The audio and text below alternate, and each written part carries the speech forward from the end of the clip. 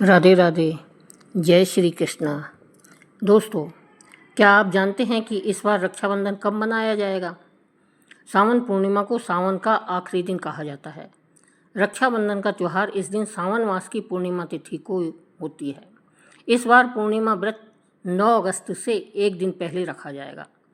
दरअसल इस साल पूर्णिमा 8 अगस्त को शुरू हो रही है, इसलिए व्रत 8 अगस्त को रखा जाएगा।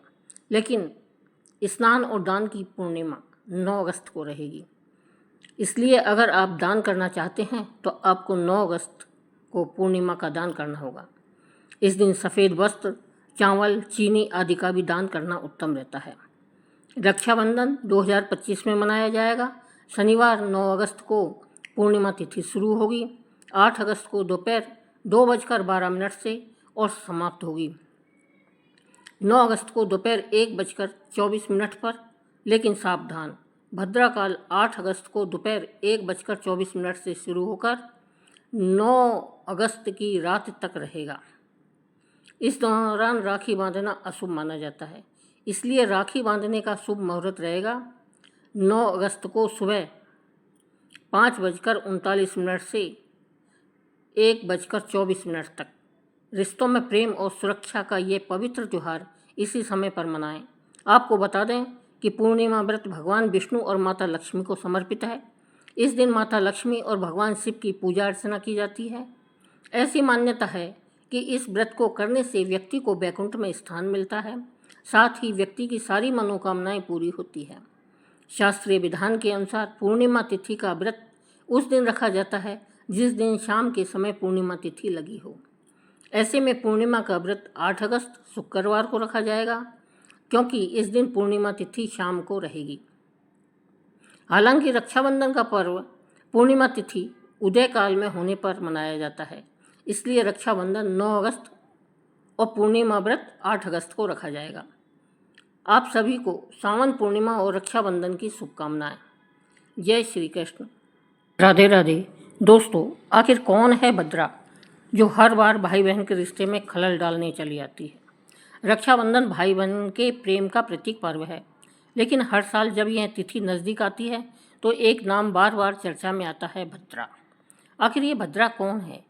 क्यों हर साल राखी के शुभ मुहूर्त पर उसका साया मंडराता है?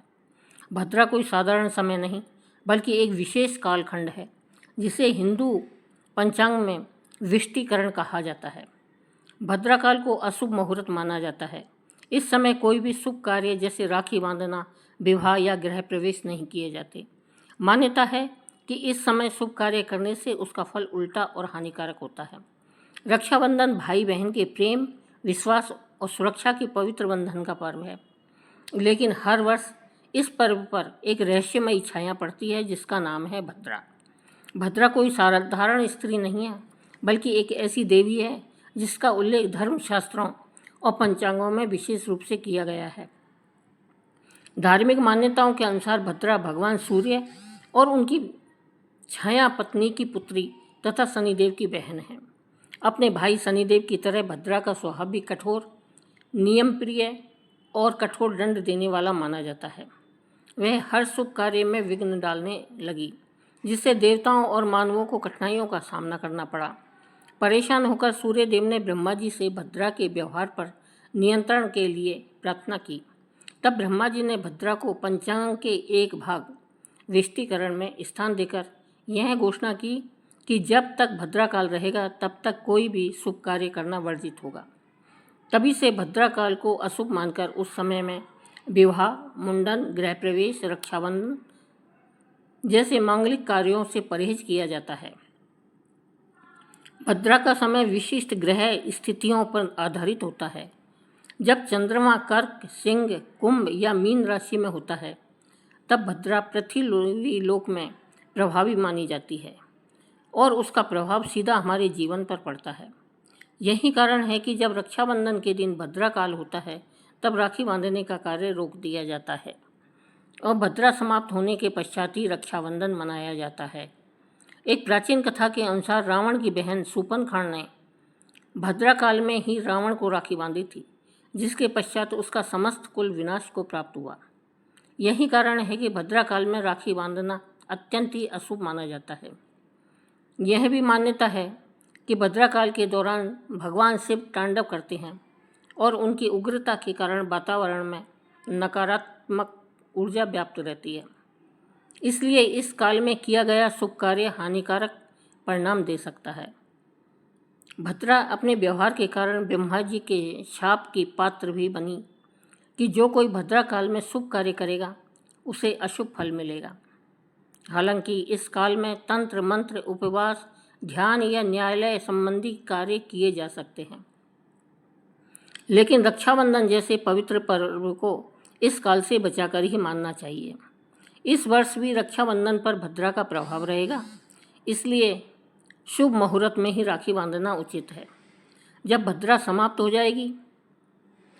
इसलिए यदि आप अपने भाई को दीर्घायु, स्वास्थ्य और सुरक्षा की सच्ची कामना करते हैं तो राखी शुभ मुहूर्त में ही बांधें और भद्रा के समय से सावधान रहें, क्योंकि भाई की कलाई पर राखी केवल एक धागा नहीं बल्कि उस बहन की प्रार्थना होती है जो हर जन्म अपने भाई की रक्षा चाहती है।